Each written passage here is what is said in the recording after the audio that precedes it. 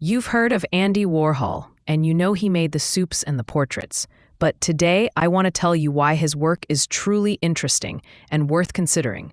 Here's the case for Andy Warhol. You know him for looking like this, but Andrew Warhol was born in Pittsburgh to Slovak immigrant parents and started out looking like this.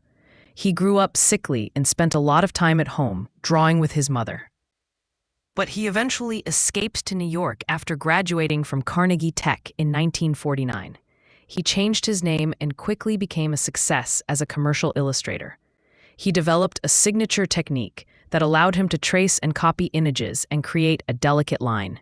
It was an early example of his love for automation or finding other people or processes to do the work for and with him. He was determined to do it in the field of fine art and began buying for a way in.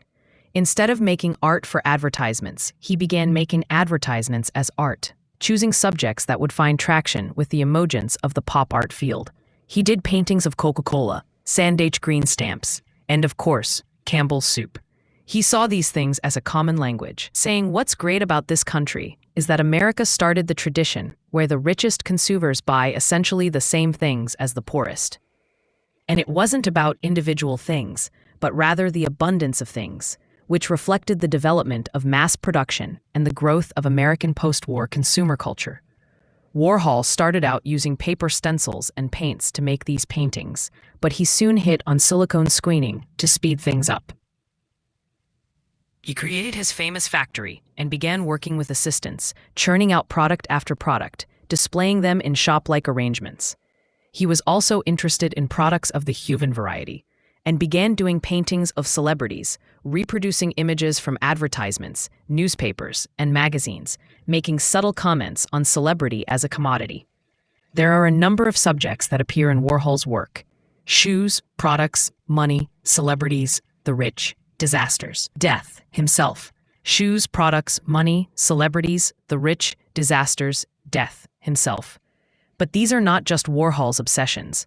They are deeply reflective of the culture of the time. If you subscribe to the theory that the 20th century was the American century, then Warhol's work takes on even more importance. His work begins the development of our obsession with fame and questions the commercialization and uniformity of most areas of American life. Warhol was an extremely astute businessperson who started his first company, Andy Warhol Enterprises, in 1957, and he never really stopped working for hire. He did thousands of commissioned portraits, the first being this one of art collector Ethel Skoll, based on photos taken by a machine, or rather, a photo booth. In the late 1970s, commissioned portraits were a big chunk of Warhol's money. Anyone could have their portrait done for $5,000.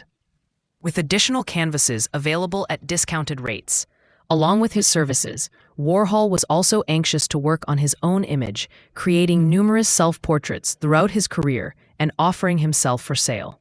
And of course, Warhol was not just an artist, but also a filmmaker, band manager, magazine publisher, and television producer who fearlessly explored and embraced new media. From the 1950s until his untimely death in 1987, Warhol was a shapeshifter, always open to the new, always innovating, and always reflecting the times. Like Jay-Z, but earlier, he understood that being an artist in a market economy doesn't mean being a businessman, but a businessman.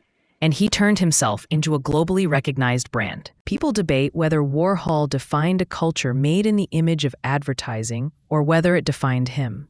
But his work remains important because what mattered to him has proved prophetic.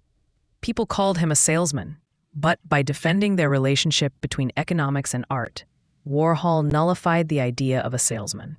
And in the process, he made possible the work of Jeff Koons, Shepard Fair, and so many contemporary artists. So you feel that instead of having a painting, which is an inert object hanging on the wall, that what we really need is to have things which involve people more directly. And we started having. We're sponsoring a new band. It's called the Velvet Underground, and we're trying to. Since I don't really believe in painting anymore, I thought it would be a nice way of combining, and we have this chance to combine music and art and films all together, and we're sort of working on that, and well, the whole thing is being auditioned tomorrow at 9 o'clock, and if it works out, it might be very glamorous. What sort of thing do you intend to do with the band? Could you talk about that? Well, it would be kind of the biggest discotheque in the world, and it will have 21 screens, and I don't know, 3 or 4 bands.